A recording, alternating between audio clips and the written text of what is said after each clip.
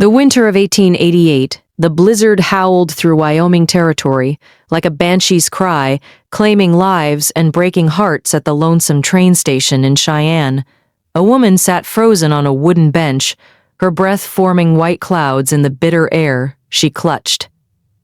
A fad. Small leather bag containing everything she owned, $2, a faded photograph, and a heart full of dreams that seemed as cold as the night itself. What happened next would become the most talked about love story from the Colorado River to the Canadian border, changing two lives forever and making history in the untamed American West. The wind cut through Cheyenne like a knife through butter that December night. Elizabeth Libby Montgomery pulled her thin shawl tighter around her shoulders, but it did little to keep out the cold her fingers had gone numb hours ago, and her lips were turning blue. The last train east had left 4 hours past, and the next wouldn't come until morning, if the storm didn't block the tracks. Libby had been a nurse back in Philadelphia, working in the charity hospital, where she'd learned to tend wounds, deliver babies, and comfort the dying. But when the scandal broke, when Dr. Harrison tried to force himself on her, and she'd fought back, breaking his nose with a bedpan, nobody would believe her word against his. The hospital dismissed her, and word spread through the medical community like wildfire. No respectable hospital would hire her, so she'd taken what little money she had and bought a train ticket west, hoping to find work in one of the mining towns where they were desperate for anyone with medical knowledge. But her money had run out in Cheyenne, and the boarding house had turned her away when she couldn't pay for another night. Now she sat on this hard bench watching her breath fog in the air, wondering if she'd freeze to death before dawn. Her small leather medical bag sat beside her, the only thing of value she owned, containing her surgical tools, medicines, and the few certificates that proved her training. The sound of horse hooves on frozen ground made her look up through the swirling snow. She saw a figure approaching on horseback. The man was large, wearing a heavy coat and wide-brimmed hat pulled low against the wind. As he drew closer, she could see his horse was a magnificent black stallion, and the man's clothes, though practical, were of fine quality. He dismounted and tied his horse to the hitching post, then walked toward the station. His boots were expensive leather, she noticed, and he moved with the confident stride of a man accustomed to having his way. When he pushed through the station door, a gust of wind and snow followed him inside. "Evening, miss," he said, touching the brim of his hat. His voice was deep and warm, with the slight draw of someone who'd spent time in Texas' mighty cold night to be sitting out here alone. Libby tried to speak, but her teeth were chattering too hard. She managed a small nod. The man studied her with concerned eyes.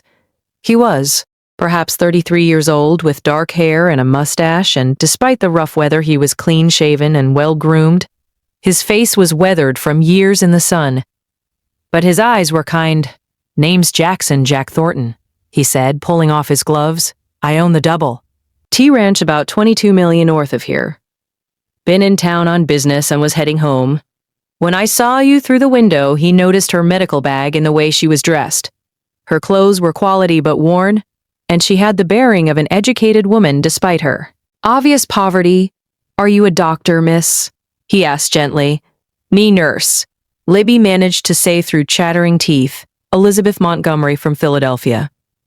Jack's eyes widened. A trained nurse was rarer than gold in Wyoming Territory. Most towns were lucky to have a barber who could pull teeth. "Set bones, Miss Montgomery. You're going to freeze to death if you stay here much longer," he said, his voice filled with concern. "The storm's getting worse, and this station isn't heated. Please let me take you somewhere warm." Libby looked at him with a mixture of hope, and Weeb looked at him with a mixture of hope and Peterson's wariness. She'd learned not to trust men too easily, but she was desperate. And something about this Jack Thornton seemed different from the men she'd known back east. There was a gentleness in his manner, despite his obvious strength. "I don't have money for a hotel." "She was," admitted her voice barely above a whisper. "That's not your concern right now," Jack said firmly.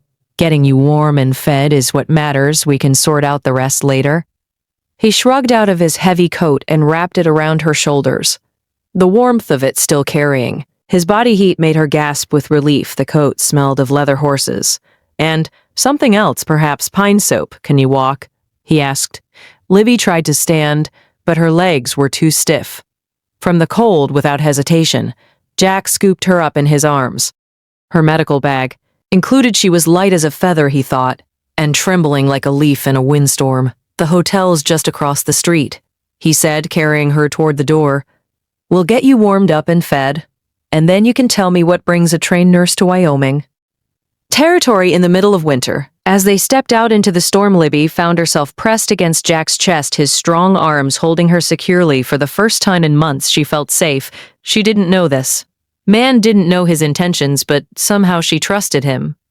Maybe it was the desperate situation, or maybe it was something in his eyes, a kindness she hadn't seen in far too long. Before we roll back time, tell us where you're tuning in from, and hit subscribe for more Wild West tales. The Cattleman's Hotel was the finest establishment in Cheyenne, and when Jack Thornton walked through the front door, carrying a half-frozen woman, every head in the lobby turned. The desk clerk, a thin man named Perkins, hurried over with obvious concern. Mr. Thornton, sir, what happened? Found this lady at the train station, near frozen to death, Jack said, still holding Libby in his arms. I need your best room and send up hot food, coffee, and plenty of blankets. Also get Doc Williams if he's still in town. Right away, sir, Perkins said, grabbing a key from the board room 12th floor. Shall I help carry her? I've got her, Jack replied, heading for the stairs. Libby was aware of the stairs and whispers as Jack carried her through the hotel. But she was too cold and exhausted to care about her reputation.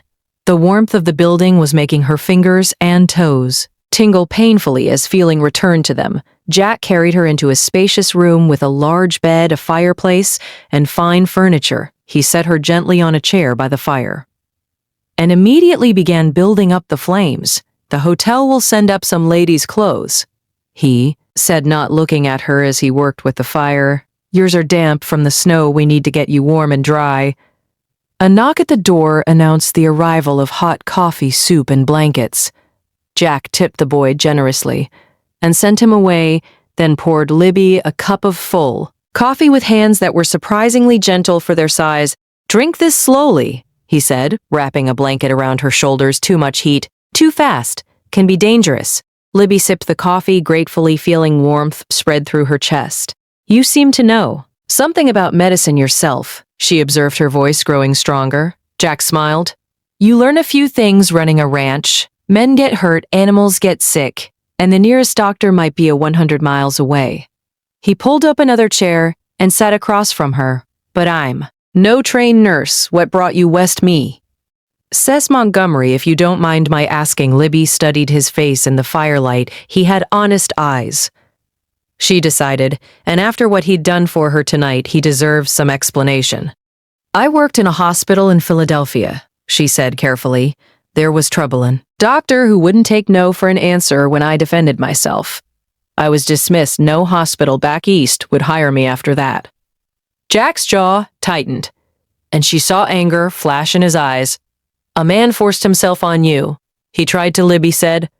I broke his nose with a bedpan. Despite the serious nature of the conversation, Jack's mouth twitched with the hint of a smile.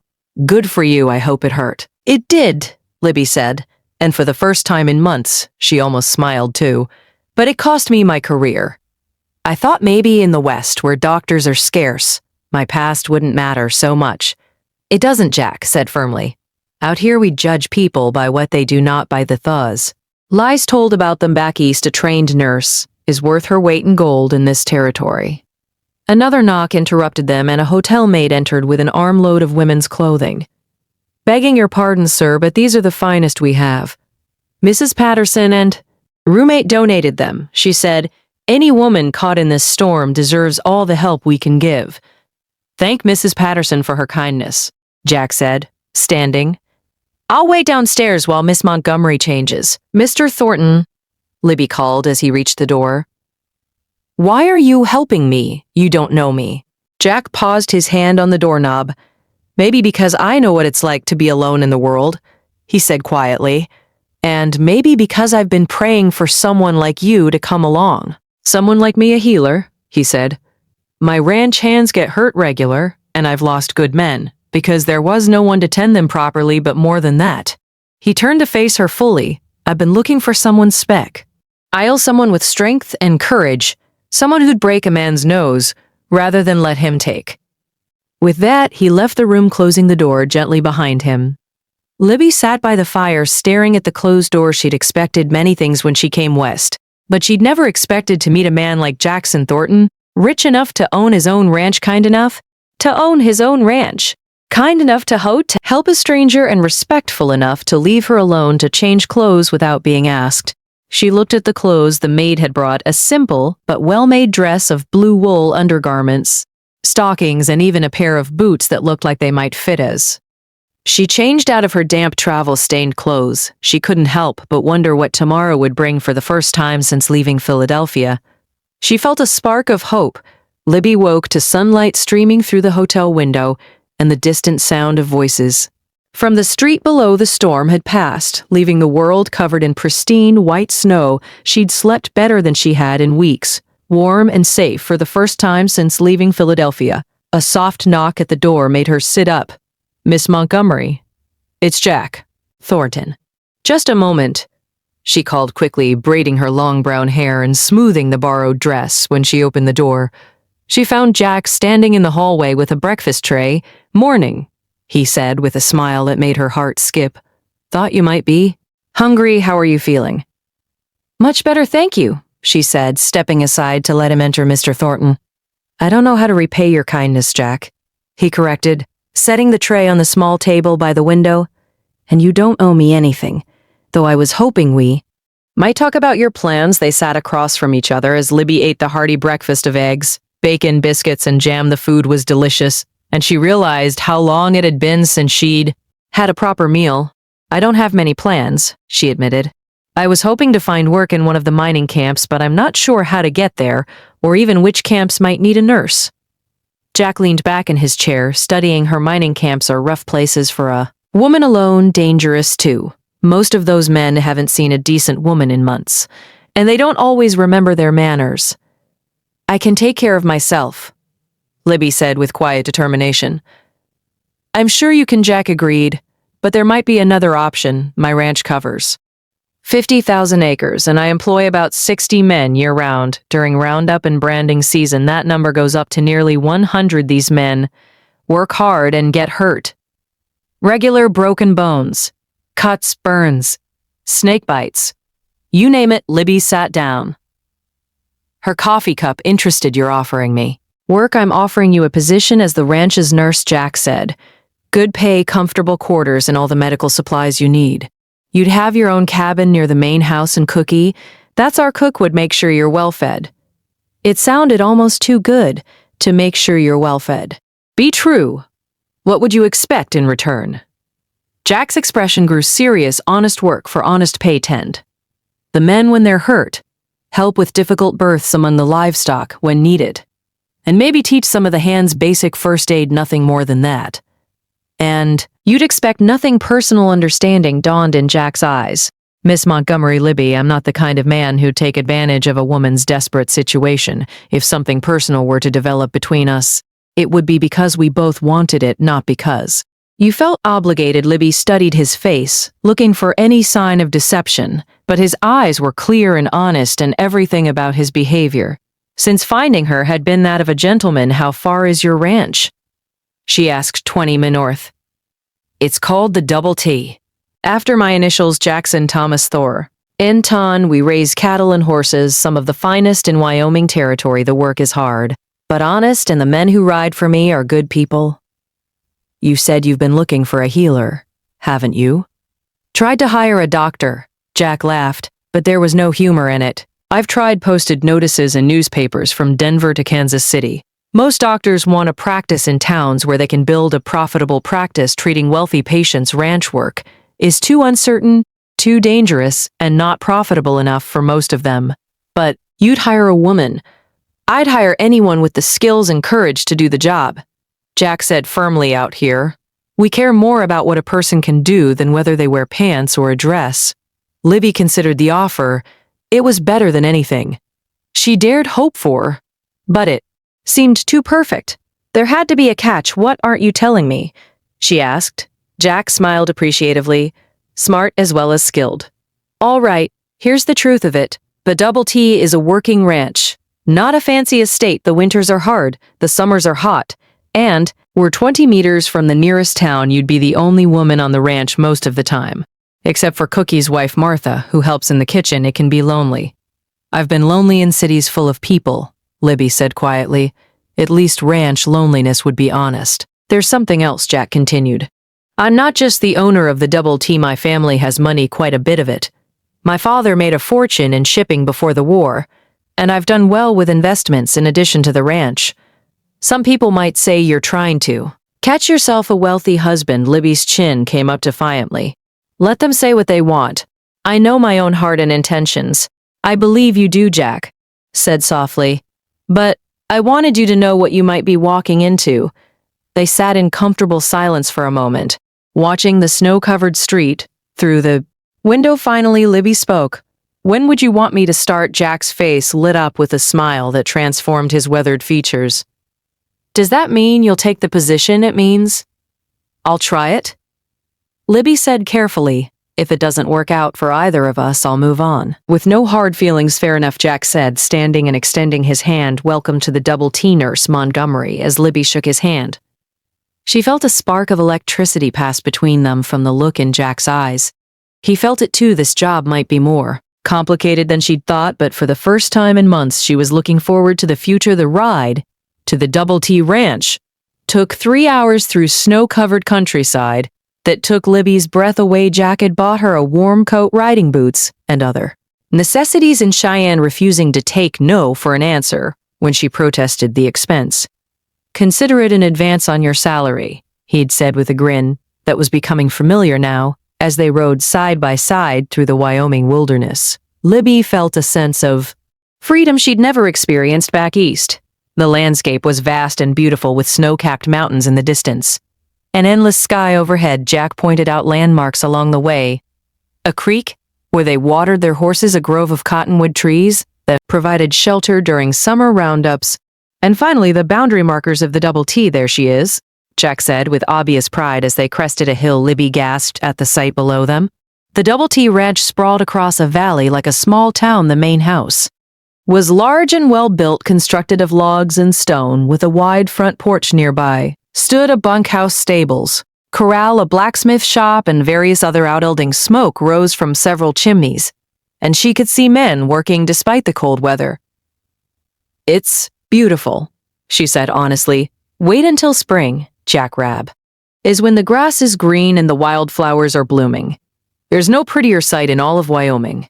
As they rode into the ranch yard, men began emerging from various buildings to greet them. Word of Jack's mission to town had obviously spread, and they were all curious about the woman riding beside their boss. Boys, Jack called out as he dismounted, I want you to meet Miss Elizabeth Montgomery. She's our new nurse.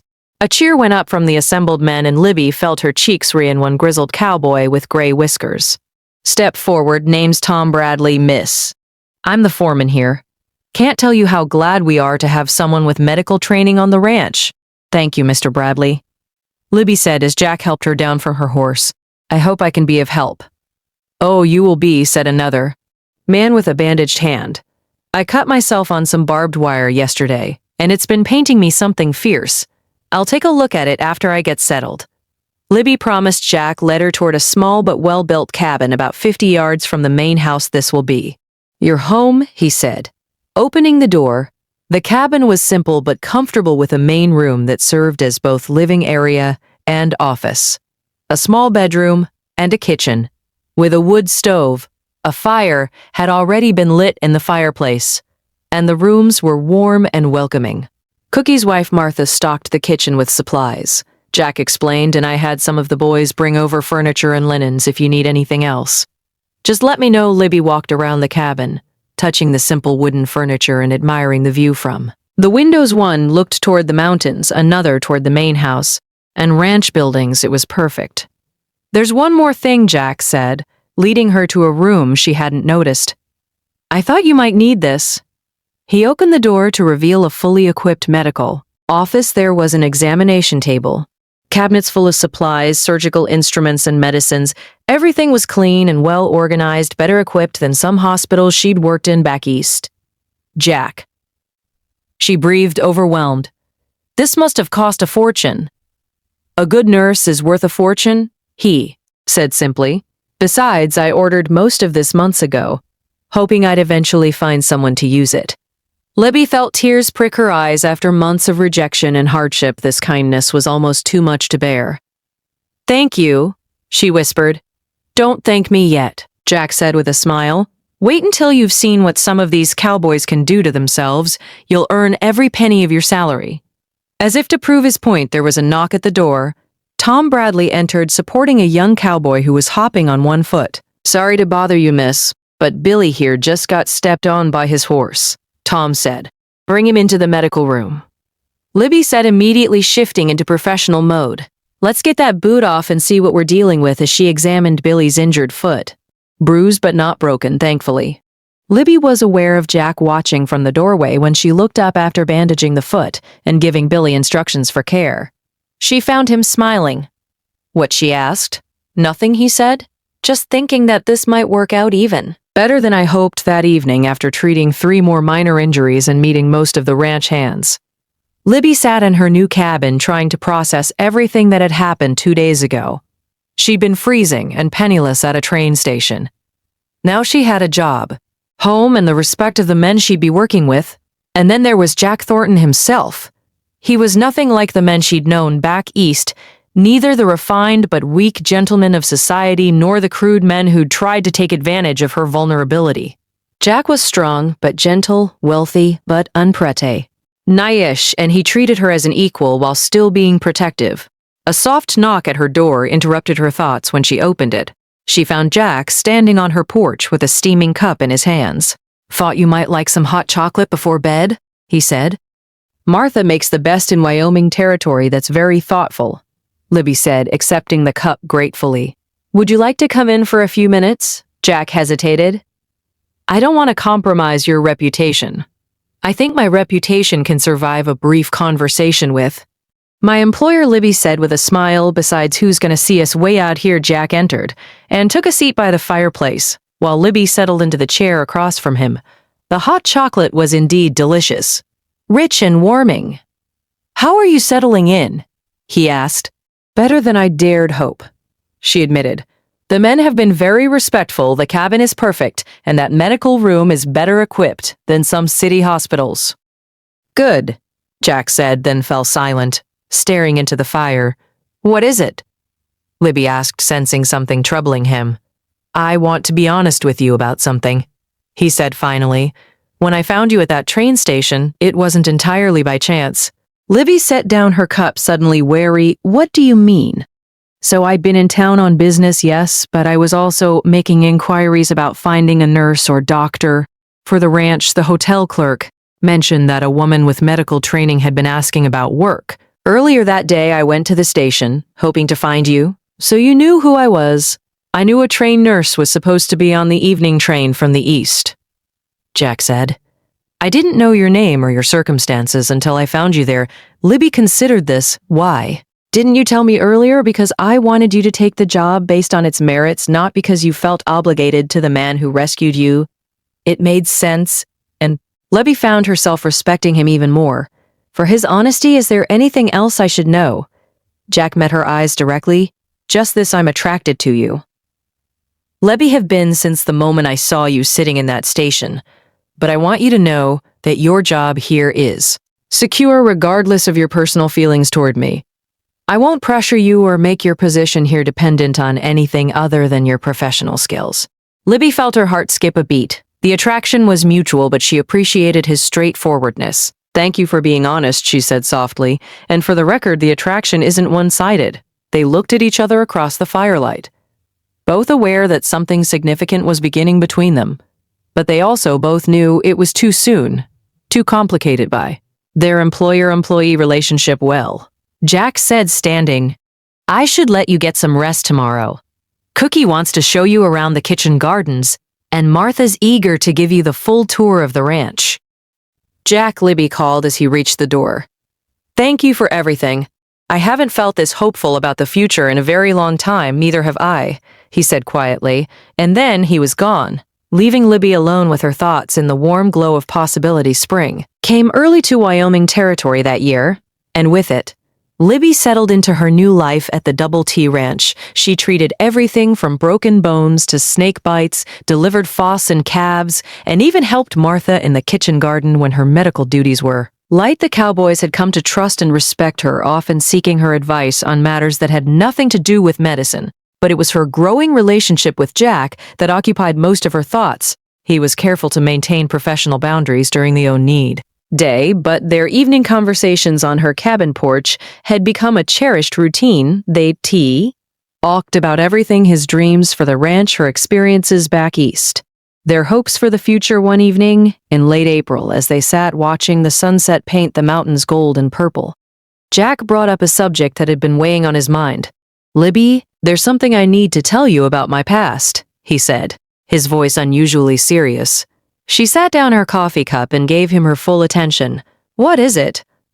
"I was married before," Jack said quietly. "Her name was Rebecca. We were childhood sweethearts back in Texas. Married when I was 22. Libby felt a stab of jealousy, followed immediately by guilt. Of course, a man like Jack would have been married before. What happened to her?" She asked gently. "Fever took her 3 years ago," Jack said, pain evident in his voice. "We've been trying to have children, but it never happened when she died. I thought my chance at happiness died with her." "I'm sorry," Libby said, reaching over to squeeze his hand. "She must have been very special." "She was," Jack agreed. "But she was also nothing like you." Rebecca was gentle and delicate, content to stay home and tend her flowers. "You're strong, independent, willing to face challenges head on." "I love that about you." Libby's heart stopped Jack. "I know it's too soon," he said quickly. "I know we work together, and that complicates things, but I can't pretend anymore that my feelings for you are just professional respect." "Mine aren't either," Libby admitted. "But you're right. It is complicated. What would the men think? What would people in town say?" "I don't care what they say," Jack said firmly. "But I care what you think, what you want." Before Libby could answer, Tom Bradley came running up to the cabin, his face pale with worry. "Boss, Miss Libby, there's been an accident. Lightning spooked the horses and young Danny got trampled. He's hurt bad." Libby was on her feet instantly, her personal feelings pushed aside by professio. "Now duty, where is he?" "Bunkhouse, Tom," replied Cookie. "And some of the boys carried him there." Libby ran to the medical room to grab her supplies while Jack saddled horses to ride for the doctor in Cheyenne. But when she reached the bunkhouse and saw Danny's injuries, she knew there wasn't time to wait for the doctor. The 18-year-old cowboy was unconscious, his chest crushed, and his breathing labored. Internal bleeding was obvious, and Libby knew she had to operate immediately, or lose him. "Clear a table," she ordered the gathered men. "I need lots of light hot water and clean sheets. Tom, I need you to assist me." "Miss Libby," Tom said uncertainly. "Shouldn't we wait for the doc?" "He'll be dead before the doctor gets here," Libby said firmly.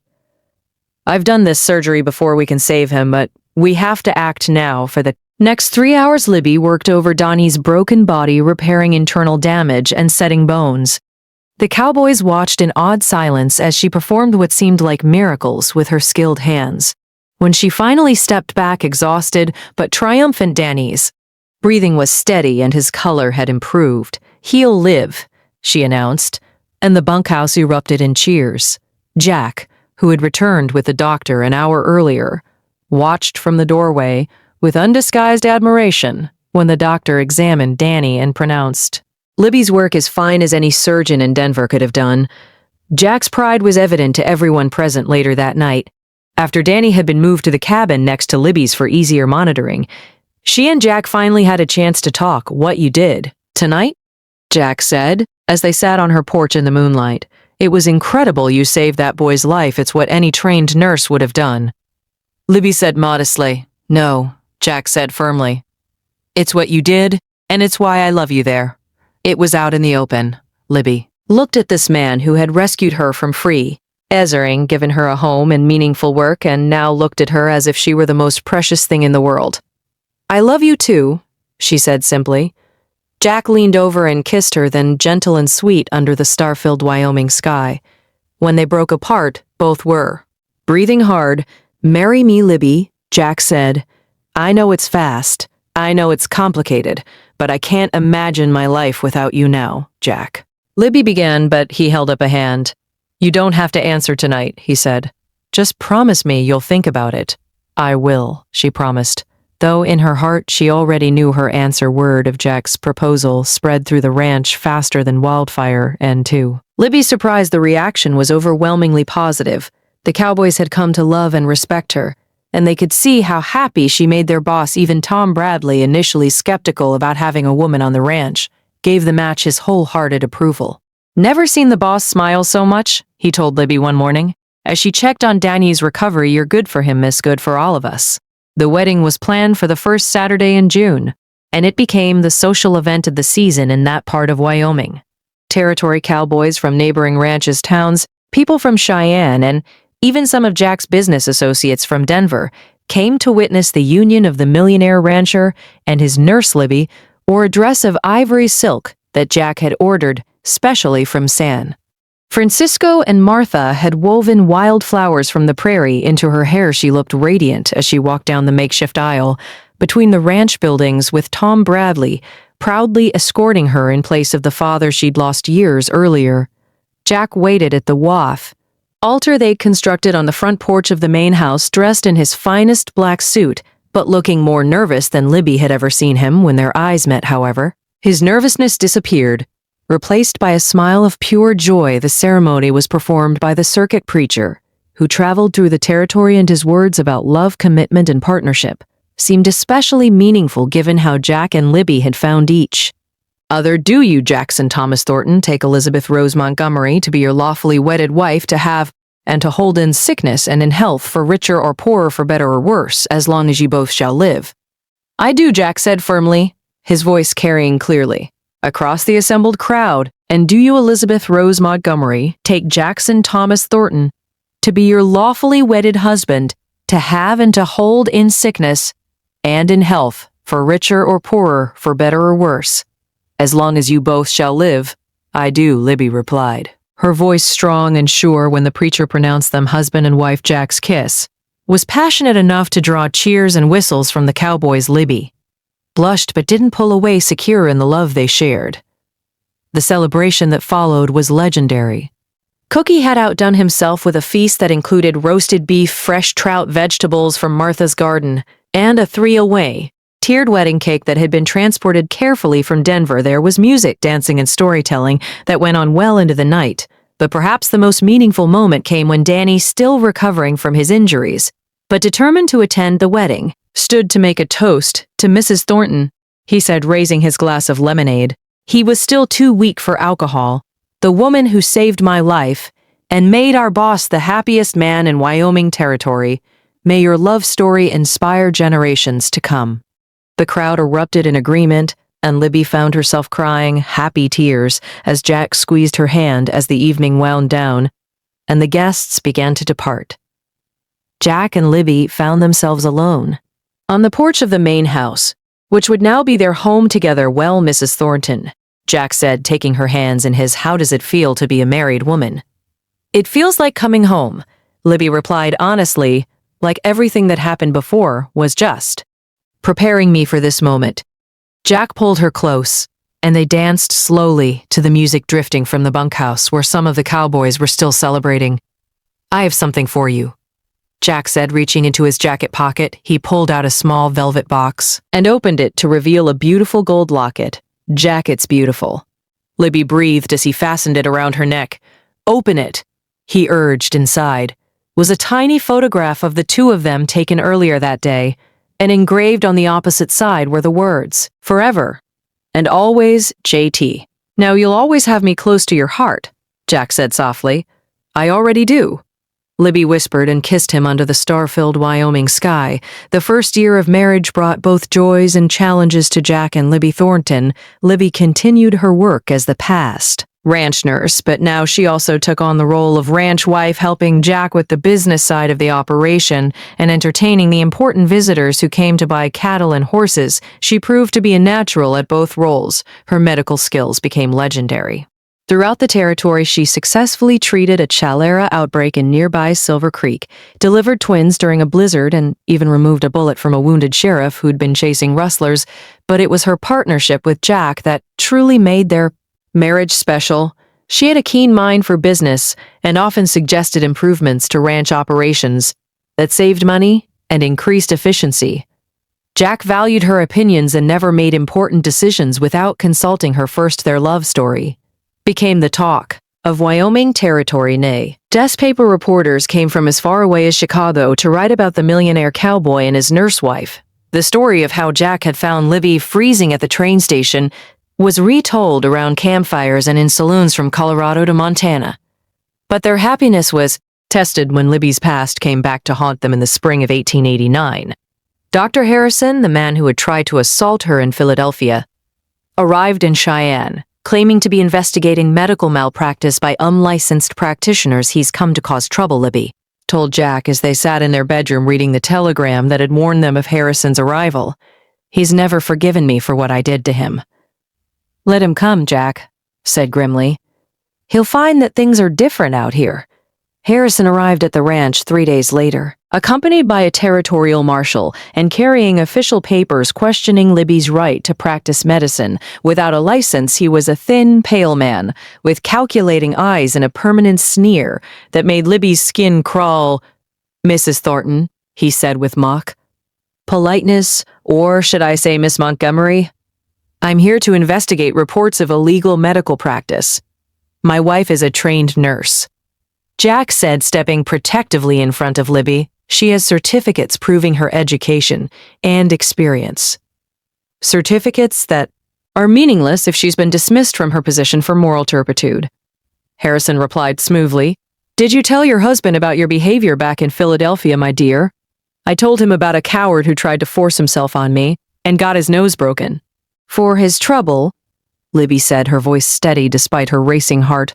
"Your word against mine," Harrison said with a smile. "And I'm a respected physician while you're just a woman of questionable virtue." That was as far as he got before Jack's fist connected with his jaw, sending him sprawling in the dirt. The marshal reached for his gun but found himself facing 30 angry cowboys who had appeared seemingly from nowhere. "Now see here," the marshal said nervously. "I'm a federal officer and I'm a citizen of Wyoming Territory," Jack said calmly, though his eyes were blazing with anger. "You want to question my wife's credentials? Fine. Let's go to town and have a proper hearing." The hearing was held in Cheyenne's courthouse 3 days later, and it seemed like half the territory showed up to support Libby. Patient after patient testified about her skill and compassion. The doctor from Cheyenne spoke eloquently about her surgical abilities. Even the territorial governor, who had met Libby at a social function, sent a letter praising her contributions to the territorial's medical care. Harrison's accusations fell apart under scrutiny. It was revealed that he had been dismissed from his own hospital position for drinking and incompetence, and that he had harbored a grudge against Libby for years. When Tom Bradley testified about how Libby had saved Danny's life, performing surgery that no one else in the territory could have done, the judge's decision was swift and decisive. "Mrs. Thornton," the judge said, "your service to this territory has been exemplary. Your nursing certificate is hereby officially recognized by the ND territorial government, and you are authorized to practice medicine throughout Wyoming Territory. As for you, Dr. Harrison, I suggest you leave our territory immediately before these good people decide to show you the same hospitality you've shown their beloved nurse." The courtroom erupted in cheers, and Libby found herself swept up in Jack's arms as he spun her around in celebration. "It's over," he whispered in her ear. "He can't hurt you anymore.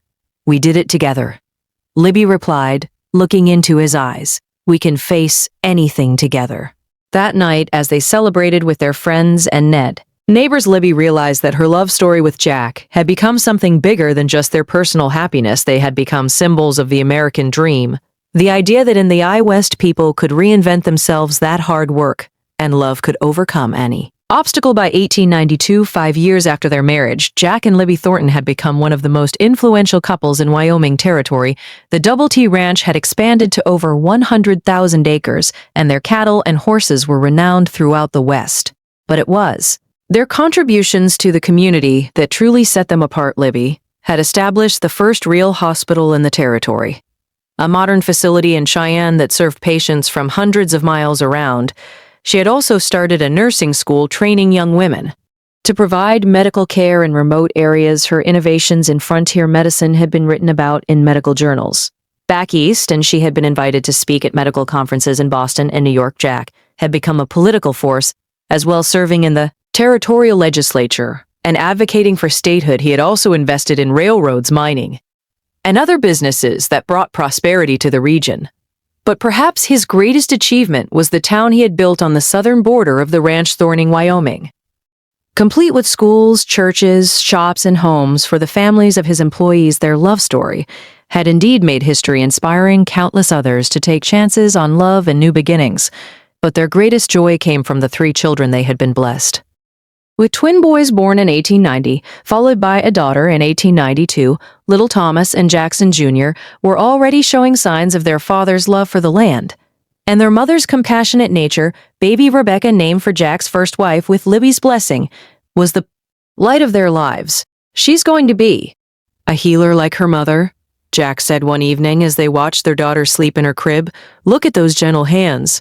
"Or a rancher like her father," Libby replied with a smile. "Those hands look strong enough to handle horses?" "Maybe both," Jack said, pulling his wife into his arms. "In this family, we believe in unlimited possibilities." As they stood together watching their children sleep, Libby reflected on the journey that had brought them to this moment. From that freezing night at the train station to this warm, love-filled home, it had been an adventure beyond her wildest dreams. "Do you ever regret it?" Jack asked, as if reading her thoughts. "Leaving Philadelphia, coming west, taking a chance on a rough cowboy?" "Never," Libby said firmly. "That night you found me at the station was the luckiest night of my life. Everything that happened before was just preparing me to be your wife and the mother of your children." "I love you, Libby Thornton," Jack said, kissing her forehead.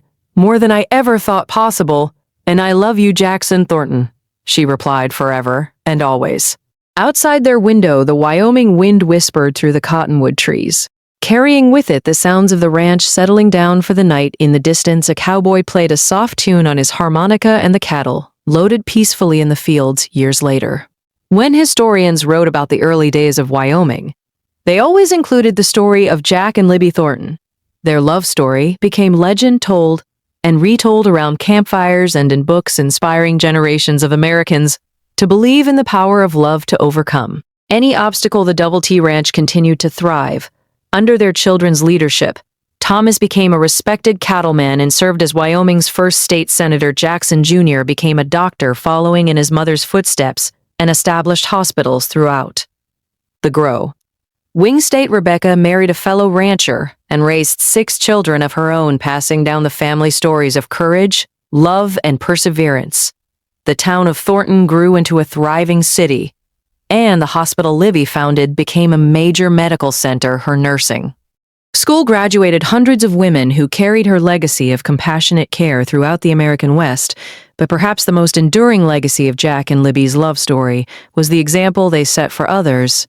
They proved that love could blossom in the most unlikely circumstances, that 2 people from different worlds could build a life together based on mutual respect, shared dreams, and unwavering commitment. In the museum in Cheyenne, visitors can still see Libby's medical bag, the one she carried that cold night in 1887. When she sat freezing at the train station, next to it is Jack's wedding ring and a copy of their marriage certificate. But the real monument to their love isn't in any museum. It's in the hundreds of couples who found inspiration in their story, who took chances on love, who built lives together in the American West. The plaque in the museum reads, "Jack and Elizabeth Thornton, proof that love can conquer all, and that the greatest adventures begin with a single act of kindness." And in the graveyard on the hill overlooking the Double T Ranch, 2 headstones stand side by side under the big Wyoming sky. Jack died in 1923, at age 86, and Libby followed him just 3 months later. Unable to bear life without her beloved husband, they are buried together as they lived hand in hand, heart to heart they're buried. Love story complete, but their legend eternal. The inscription on their shared headstone chosen by their children reads simply forever and always. A love that made history even today more than a century later. Visitors come to Wyoming to see where the famous love story began. They visit the site of the old train station in Cheyenne, tour the Double T Ranch, now a museum, and walk through the town of Thornton, and they leave inspired by the story of a millionaire cowboy who found a freezing nurse at a train station and discovered that sometimes the greatest treasures are found in the most unexpected places. The legend of Jack and Libby Thornton lives on, a testament to the power of love, the promise of the American West, and the truth that every great love story begins with someone caring enough to reach out to a stranger in need. Their love story truly did make history, proving that in the land of endless possibilities, love is the greatest adventure of all. Now that you've watched the full story, we'd really appreciate it. Ensure we're bringing you the kind of storytelling you truly enjoy.